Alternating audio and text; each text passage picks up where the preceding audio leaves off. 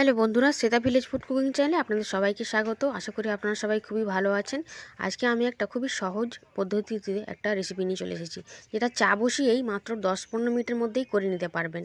খেতেও ভীষণ ভালো হয়, উপর থেকে মুচমুচে, ভিতরটা সফট। চলুন তাহলে বানিয়ে ফেলি। তো প্রথমে আমি একটা বাটির মধ্যে একটা ডিম ভেঙে নিয়েছি। ডিম ভাঙাটা দেখাতে পারিনি, তো যাই হোক। আর এর মধ্যে দিয়ে দেবো 3 চামচ পরিমাণে চিনি। চিনিটা কিন্তু আমি একটা ডিম বানাবো, সেই জন্য চিনিটা এই পরিমাণে ঠিকই আছে। চিনিটা দিয়ে ডিমের সঙ্গে খুব ভালো করে কিন্তু ফেটতে হবে। চেষ্টা করবেন যদি চিনিটাকে একটু গুঁড়ো করে না যায়, তাহলে খুব একটু তাড়াতাড়ি হয়ে যাবে। আর এরকমভাবে আমার মতন গুঁড়ো ছাড়া, পাউডার চিনি ছাড়া দিলে কিন্তু একটু সময় লাগবে, একটু সময় নিয়ে হবে, ফেটিয়ে নিতে হবে। ডিমের কালারটাও কিন্তু চেঞ্জ হয়ে যাবে। আর এখন আমি একটু সাদা তেল দিয়ে দেবো, 1.5 চামচ পরিমাণে সাদা তেল দিয়ে দিলাম। এর পরিবর্তে আপনারা ঘি কিংবা বাটারও দিতে পারেন। খুব ভালো করে এভাবে কিন্তু ফেটতে হবে, যাতে চিনিটা একদম মিশে যায়, মেল্ট হয়ে যায়।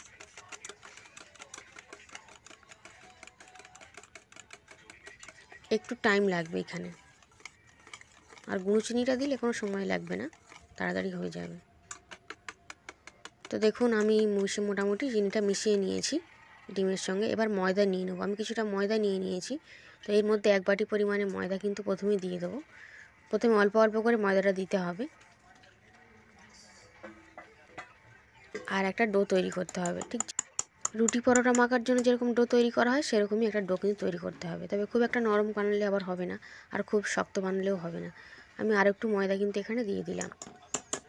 1.5 বাটি পরিমাণে ময়দা কিন্তু আমার এখানে লেগেছে। এবার আমি হাত দিয়ে খুব ভালো করে একটা ডো কিন্তু বানানোর চেষ্টা করছি, বানিয়ে নেব। যদি একটু জলের প্রয়োজন পড়ে, তবে একটু জলও দিয়ে যেতে পারে। তো ভালো করে মেখে একটা ডো কিন্তু তৈরি করতে হবে। তবে প্রথমে খুব ভালো করে কিন্তু মিশিয়ে নিতে হবে, তারপর জল দিতে হবে। তো আমি হাত দিয়ে ডোটা মেখে নিয়েছি। দেখুন আমার এখানে একটু জলের প্রয়োজন পড়েছিল। তো খুব ভালো করে এভাবে মসৃণ করে একটা ডো কিন্তু মাখতে হবে, খুব সুন্দর করে মাখতে হবে। তবে খুব নরম করলে কিন্তু আবার হবে না। খুবই সহজ। আপনারা চা বসিয়ে, হঠাৎ যদি অতিথি বাড়িতে চলে আসে, চা বসিয়ে কিন্তু রেসিপিটা বানিয়ে ফেলতে পারবেন। খেতেও ভীষণ ভালো লাগে। এখন একটু লম্বা করে নেব।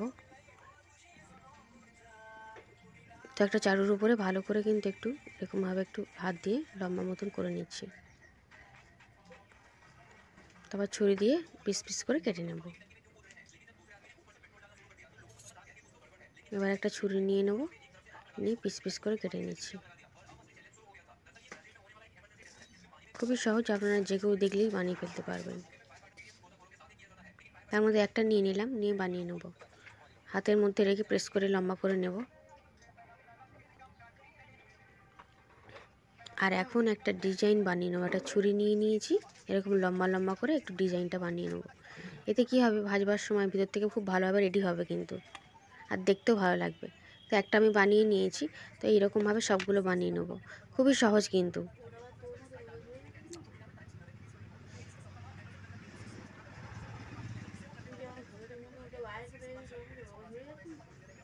এরকম একটা ডিজাইন বানিয়ে দিলাম। তো এইরকমভাবে সমস্ত সবগুলোকেই আমি বানিয়ে নিয়েছি। এবার এগুলোকে ভাজতে চলে যাব। ভেজে নিলেই কিন্তু রেডি। একদিকে চা বসিয়ে অন্যদিকে এই রেসিপিটা বানিয়ে নিতে পারবেন। তো সবগুলোকে দেখুন বানিয়ে নিয়েছি। আমার মোট 9টা হয়েছে। এবার কড়াইতে সাদা তেল দিয়ে দিয়েছি ভেজে নেওয়ার জন্য। এগুলো সাদা তেলটা একটু গরম করে নিচ্ছি।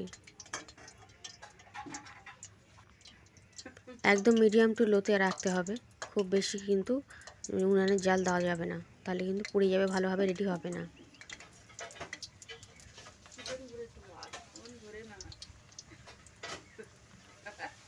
তো প্রথমে আমি 4টেই দিয়ে দিলাম, 4টে দিয়ে ভেজে নেব। এখানে আমি বেকিং পাউডার ব্যবহার করিনি, আপনারা কিন্তু ব্যবহার করতে পারেন। একটু খাবার সোডা বা বেকিং পাউডার দিলে কিন্তু ভালো হবে।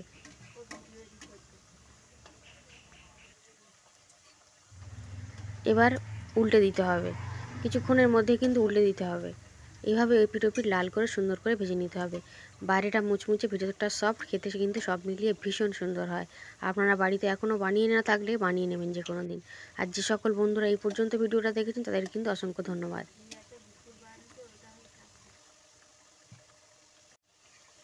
এর থেকে বেশি লাল করার প্রয়োজন নেই, এই পর্যন্ত কিন্তু ঠিক আছে। এখন আমি এগুলোকে তেল থেকে ছেঁকে তুলে নেব। তেল থেকে ছেঁকে তুলে নিচ্ছি। আর বাকিগুলো যেগুলো বাকি রয়েছে সেগুলোকেও ভেজে নেব। এই সময় উনানের গ্যাসের ওভেনের জালটা কিন্তু আমি অফ করে দিয়েছি,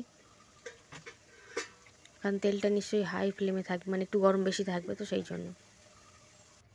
তো এইগুলোকেও দেখুন সুন্দর করে ভেজে নিয়েছি। আর ভাজবার সময় কিন্তু ফুলে উঠবে ভিতরটা, ওই জন্য সুন্দর খেতে লাগবে। তো এইগুলোকেও রেডি করে নিয়েছি।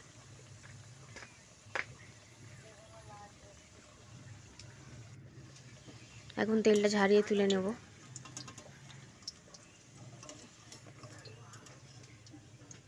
সবগুলোকে রেডি করে নিচ্ছি, ঠান্ডা করে নিয়ে আপনাদেরকে দেখাচ্ছি।